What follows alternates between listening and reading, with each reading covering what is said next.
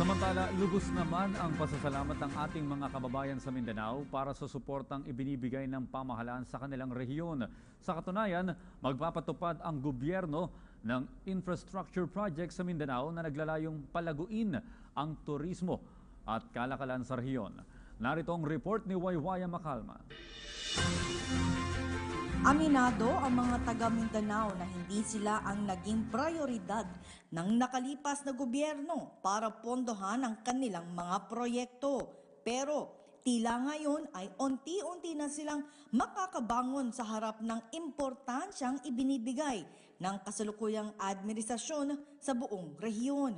Dahil uumpisahan na ang mga proyekto na magdudugtong sa magkakalapit na probinsya sa Mindanao. Nais kasi na kasalukuyang liderato na walang masasayang na pondo ng bayan. Lahat ng proyektong gagawin ay layong iugnay ang mga magagandang tanawin sa rehiyon na malaki ang maitutulong sa ekonomiya.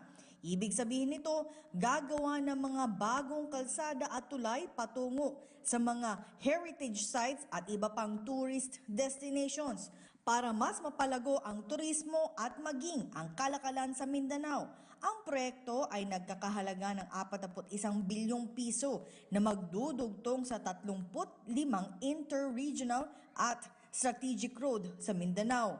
Ang proyekto ay pangungunahan ng Department of Public Works and Highways at makakatuwang nila rito ay ang Tourism Infrastructure and Enterprise Zone Authority o PIEZA at Mindanao Development Corridors sa bisa ng isang kasunduan.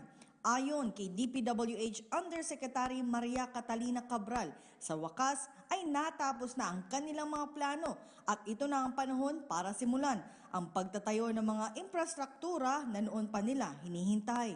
This is going to be the golden era of infrastructure. We're looking at a 900 billion infrastructure budget for the whole government, and more than half of that, or about more than 50% is going to be implemented by the Department of Public Works and Highways.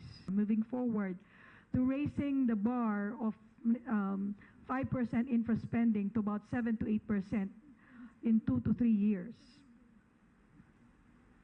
So we're no longer facing challenges as far as financing, but the challenge really is, do we have enough capacity?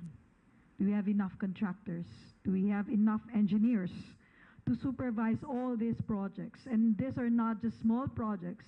I've seen, briefly the list of projects outlined under this partnership, and those are very, very big projects.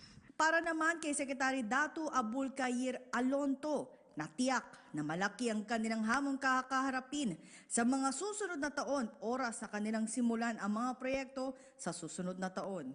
We are now looking forward to more preferential attention for Mindanao initiatives.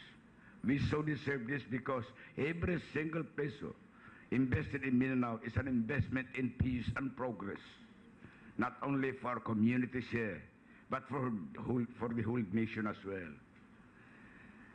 We want our people to benefit most from these current developments and aim to generate greater incomes for the Mindanaoans. At dahil sa suporta ng Pangulong Rodrigo Duterte ay siguradong kanila itong matatapos. Para sa PTV News, ako si Waywaya Macalma, Davao City.